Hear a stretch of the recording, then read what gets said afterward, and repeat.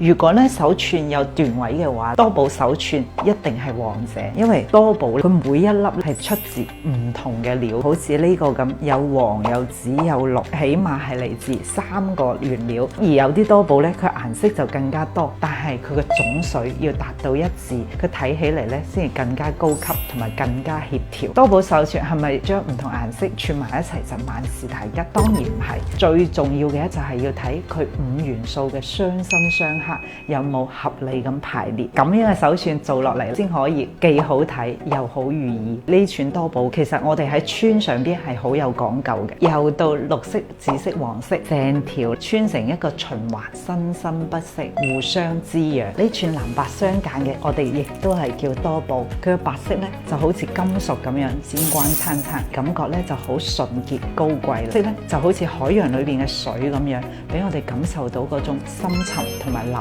動。一串好嘅多寶咧，俾我哋帶嚟生生不息嘅鼓舞同埋流暢嘅氣場。你話佢養眼又好，招咪咪又好，反正佢就承載住現代人對傳統文化嘅認可同埋追求。每一條嘅串咧都係好有講究。如果大家中意多寶手串嘅，不妨嚟到我哋嘅源頭，關注錢錢請翡翠，唔踩坑。